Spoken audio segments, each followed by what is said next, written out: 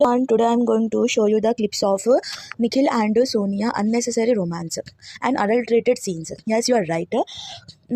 మనకు తెలిసిందే కదా Nikhil Sonia Telugu Bigg Boss season 8లో ఉన్నారని. మొన్న విష్ణుప్రియ ఒక క్వశ్చన్ అడిగింది సోనియాకి. అంటే వాళ్ళు నామినేషన్స్లో ఫుల్ కొట్లాడుకున్నారనమాట.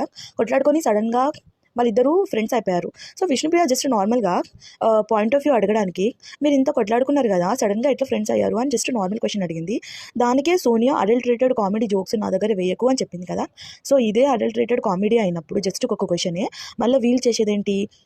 అక్కడ జస్ట్ ఒక ఇన్సిడెంట్ ఏం జరిగిందంటే, విష్ణుప్రియ ఒక బ్రెడ్ మాడిపోతే జస్ట్ నార్మల్గా అది సోనియాకి సంబంధమే లేదు. జస్ట్ నార్మల్గా వెళ్ళి నాకు మాడిపోయిన బ్రెడ్ ఇచ్చారని జస్ట్ జోక్గా అనుకుంది. ఎవరైతే ఆ మాడిపోయిన బ్రెడ్ ఇచ్చారో వాళ్ళు కూడా ఫన్నీగానే తీసుకొని జస్ట్ నార్మల్గా కన్వర్జేషన్ చేసుకుంటున్నారు. అందులో ఈమె సోనియాకి ఏం ప్రాబ్లం వచ్చిందో తెలియదు, మంచిగా కూర్చుంది నిఖిల్ పక్కన.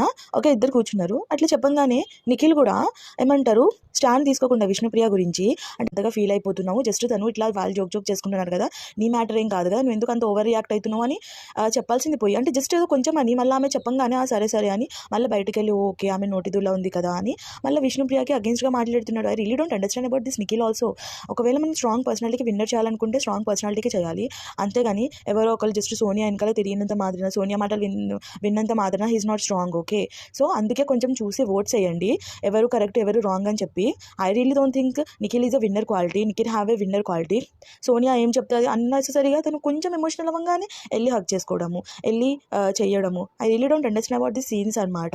మళ్ళీ ఇంత వీళ్ళు ఇక్కడ చేయి పట్టుకున్నారు, అక్కడ గట్టిగా లావుకిగో ఈమెను పడి హక్ చేసుకుంటుంది, అయినా అతను హక్ చేసుకుంటున్నాడు. ఇది అడల్టరేటెడ్ సీన్ కాదంట, బట్ తను చేసేది మాత్రం అడల్టరేటెడ్ కామెడీ అంట.